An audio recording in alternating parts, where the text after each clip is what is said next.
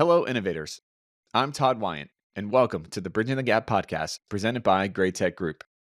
You're invited to join our conversation to model the future of construction innovation and the digital transformation adventure of this great industry. This episode is part of our special industrialized construction series, recorded live from Advancing Prefabrication 2025. So buckle up.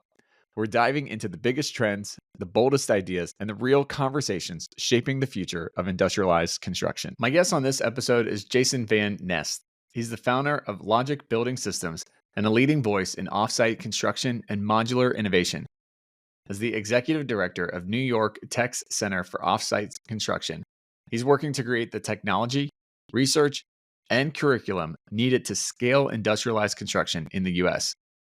With a background as a licensed architect, professor, and BIM consultant, Jason brings a unique blend of hands-on experience, academic leadership, and forward-thinking strategies to the conversation on how to drive down costs and make prefab more accessible. Now, on with the show.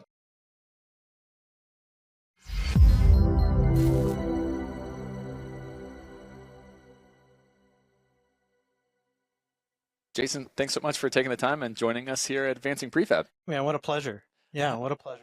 I'm looking forward to the conversation. So I like to start with kind of your origin story. How'd you get into construction to begin with?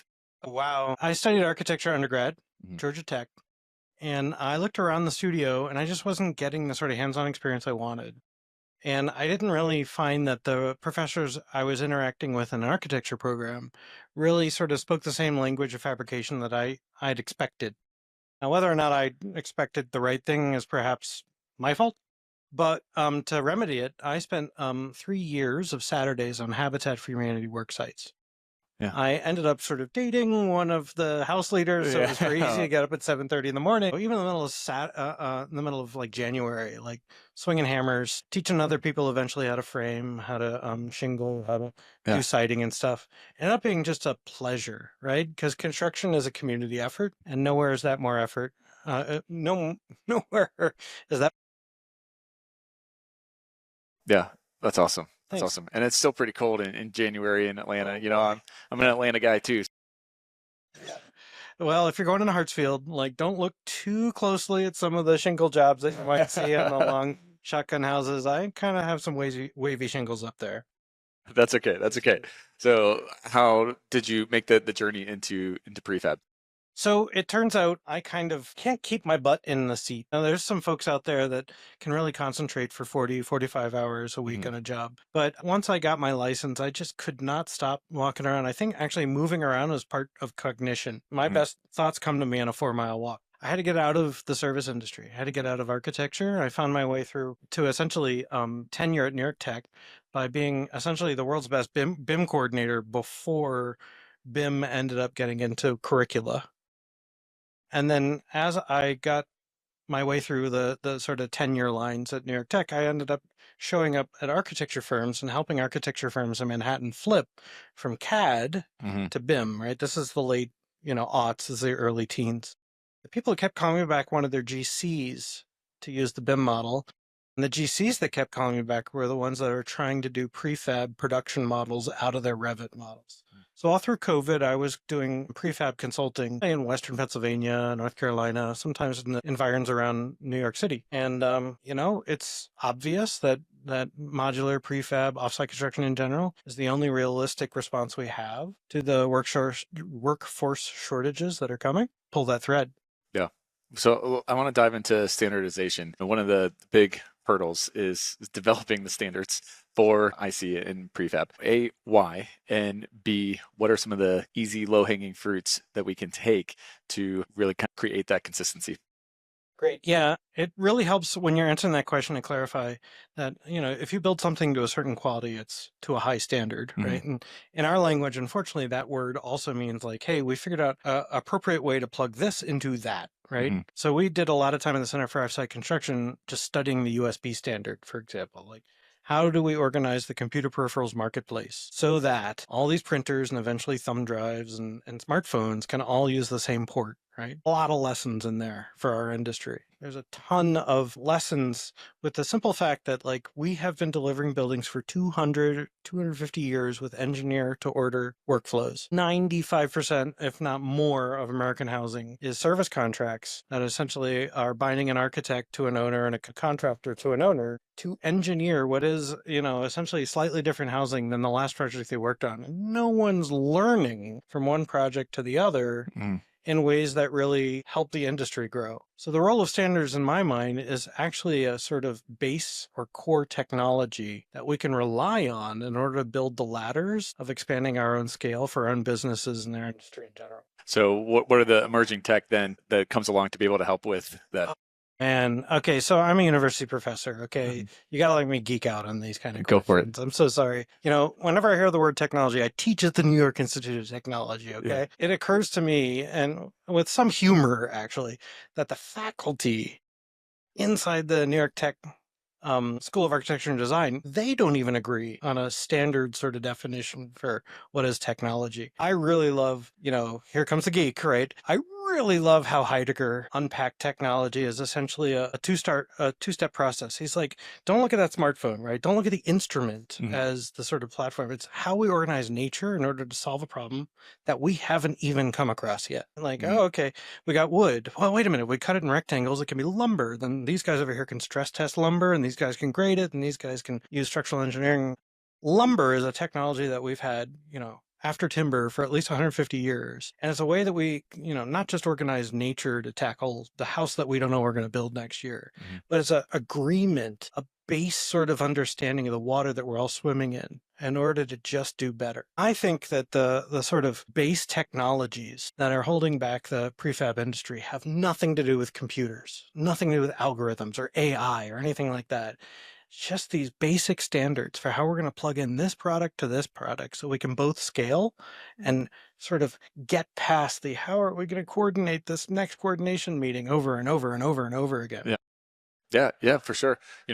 We talk a lot about innovation on the podcast, and one of the things that I think innovation really is at the core is what's the next right thing. It doesn't have to be something super revelation and groundbreaking. It can be something as simple as I always go to my right side when I'm writing something, so I should have what I need to grab on my right side because that's easier and more convenient for me. And the simple things are oftentimes the most groundbreaking workflow anyway. I agree. Personally, like I'm not sure there's anything that really formed this in a way that's coherent, but I definitely see innovation as fitting one of two categories. The first is this opening up a new marketplace? So our colleagues at MIT, 1970s, I think it was Nicholas Negroponte, was like, if you have a new technology, the first thing you do is whatever you're doing before, but quicker, better, faster, smarter. And the second thing is, well, wait a minute, I got this new thing. What's a new job I can do? Our new products end up making new marketplaces. So a beautiful way to think of innovation is like, wow, how am I empowered after I adopt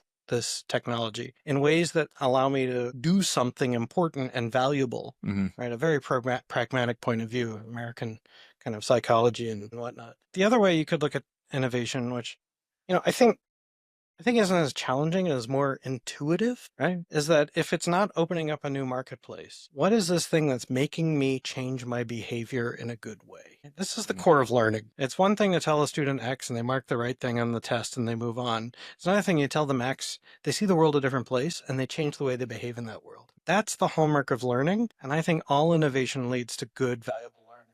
Yeah, interesting. How do you keep up with the new kind of cool shiny object in tech, probably AI right now, while also kind of balancing what you're talking about of not having to have the huge groundbreaking technology piece, but look at the simple stuff. Oh, my friend, I just can't live a life of balance. Like, I wish I could give you some piece of wisdom, right? But man, I find some new shiny thing, new piece of technology. I'm the first guy opening up the hood. Like, how's this work? Why'd they do that? Oh, cool. It's this over here. And it's an infatuation curve, right? It's just like, all right, did I get all the way to the bottom of this thing to the point where I understand? Oh my gosh, no, this thing. Wow, why'd they do it this way? I'm not entirely sure it's very healthy, right? Because, I pick up a good book and suddenly it's dinner time and I forgot to feed my kid, right? That infatuation is, I think, just falling in love with mystery, right? And not being afraid of the things you don't know. I would never want to squelch that. And so it's a little out of control, but it's something I love about myself and I admire in others as well. Yeah, let's look at it from a different perspective with standardization. So there's the one side of you need to standardize, but then you have the reality that there is project specific requirements on a job site. How do you create the standards while leaving that flexibility for Okay. those specific Very requirements? good. So I would flip the question a different way. So at the Center for Offsite Construction, this is actually kind of a core question that you just asked me. We have the benefit of 5 or 6 really impressive senior research fellows right now. We can call them, we can say, this is the way we're looking at it. Can you straighten this out? These are people like Michael Ferraro is a VP of design at Full Stack. Right? One of our first ones was Rebecca Lorenz back when she was attached to Assembly at OSM. And what we're asking them is how can we help? In a particular case, our charter project is that we're trying to, we got our ANSI accreditation, right? So we're an accredited standard writer, and we're trying to write a standard for how modular kitchens, bathrooms, and utility rooms can just plug into volumetric modular apartments or dorm rooms or whatever. And what we noticed was their answer kept changing by the marketplace and the use type. Like, how should it be for this? Oh, well, that's different than this. And so, there's a bunch of assumptions that are embedded in standards, right? What are we optimizing for when we say, let's just make a uniform answer to this question? And the truth is that you're actually making assumptions about your marketplace, the needs of the actors in that marketplace, and then backward engineering their pain points in order to create a sort of contract. We're absolutely convinced that the standard that's going to help the American, we're officially calling it the U.S. housing crisis. I'm not sure it's called anything else. Is this ability to organize a tier 2 of modular kitchens, bathrooms, and utility rooms that you can either hand to a GC with the right coupling or hand to volumetric modular with the right coupling, and then just let them concentrate on a smaller problem that they can do better. Because they're not making kitchens and making bathrooms and making the shell and making the, right? There's way too much disciplinary knowledge out there to take it all on yourself.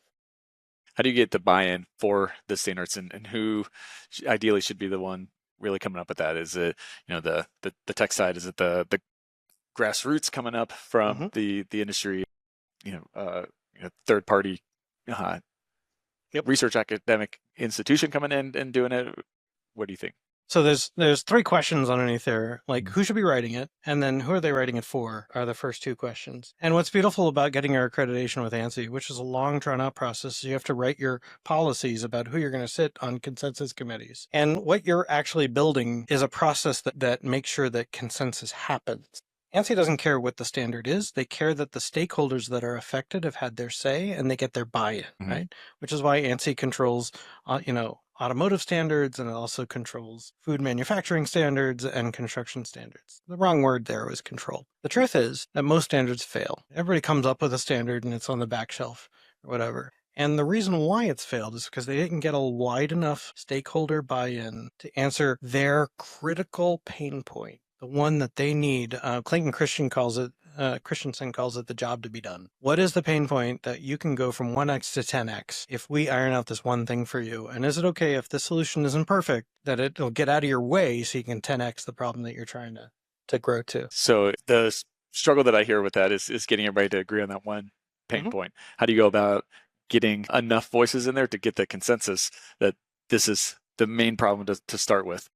Well, it's legwork. I mean, I can't tell you last 2 years how many Zoom meetings, coffees. The key for the Center for Offsite Construction and for my own startup, which is called Logic Building Systems, is that I didn't lift a finger. I didn't lift a hammer. I didn't do anything until I'd had 2 years of coffees, Zoom meetings, and hey, can you tell me more about that? I don't know if you've ever heard of the 5 whys. Like when I was a consultant, you go and ask why, and that answer you ask why again. By the time you get down to that 5th why, you're really finding core motivations and pain points. And I would just do the 5 whys with now at this point, thousands of people that were willing to let me know about their problem. Did you see a lot more commonalities than what people thought at the surface level?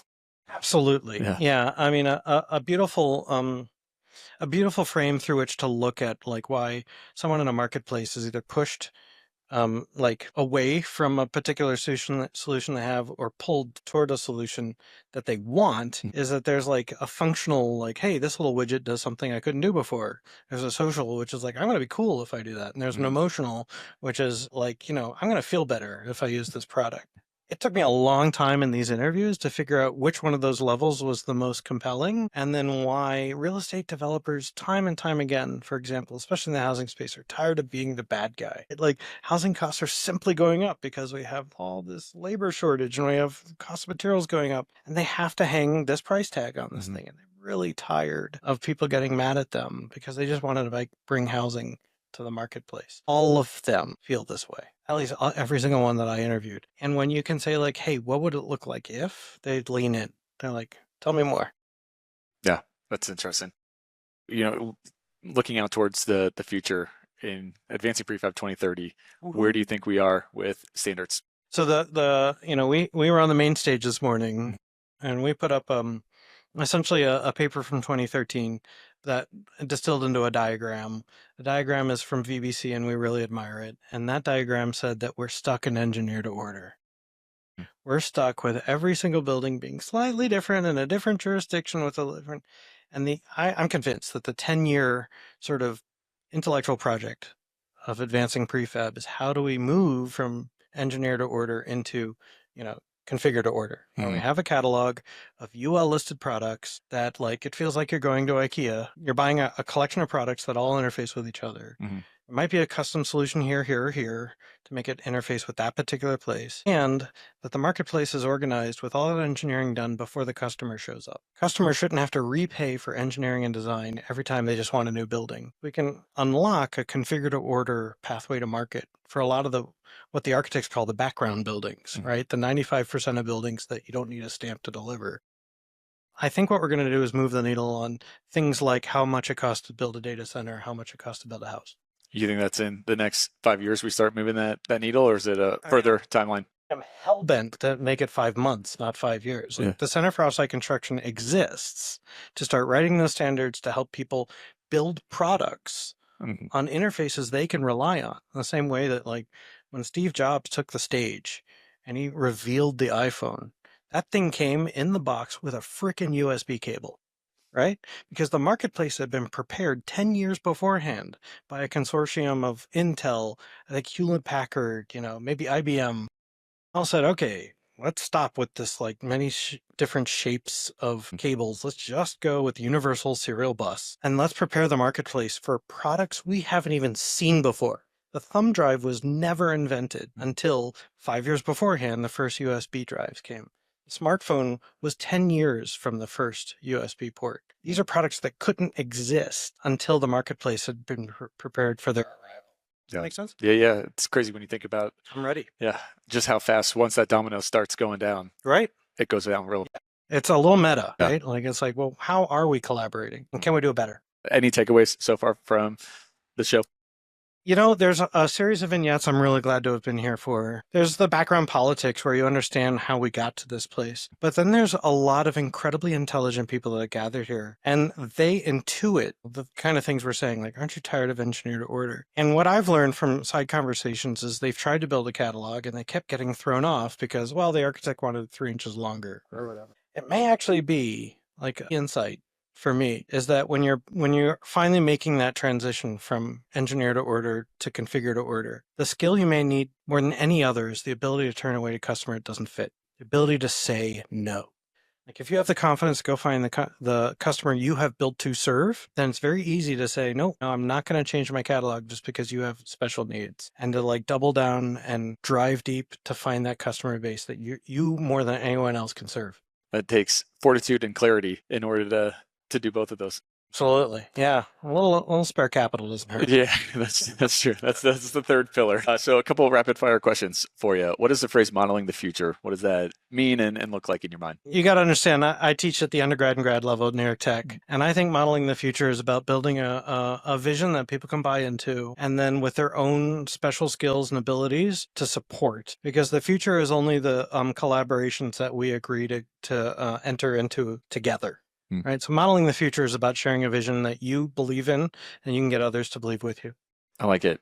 What does innovation mean? I think innovation is really the proof is in the pudding with the new marketplaces you actually create. If you can unlock ability in other people's workflows and sell products or sell services that help them grow in ways that they didn't even realize possible until you showed up, then you've actually not only just improved the economy, but you've done the real innovation that we strive to do. How do people find out more information and connect with you? Well, my startup is in Southern Vermont. That's Logic Building Systems. We're a seed stage startup, and it's buildwithlogic.com. The research center I run with Professor Matthew Ford outside the School of Architecture in New York Tech is just type in Center for Offsite Construction. You'll see our research roadmap, our vision statement, and we're incredibly proud of a way we tell the history. It's called our industry history table. First column is like, here's where we are. Second column is where we want to be. And there's a pathway for like the legal systems that we need, the regulatory systems we need to change, the file types we need to change, right? The ways that we reach our customers need to change. I really would love folks to download that very brief. It's called Modular 2.0. Mm-hmm. Take a look at the way we see and map the pathway to the future, challenge it, drop me an email at the center, or support it. Like, we're always looking for advisory partners and ultimately folks that want to join the consensus committee for the way that essentially utilities enter a dwelling unit. What do you wish people would know about prefab and this whole world that maybe they have a misconception about? Well, I mean, I'm a little frustrated at the popular press, right? Because they're really good at highlighting all the problems, right? Like, oh my gosh, yeah, material prices are still going up. Oh my gosh, the labor shortage is getting worse, right?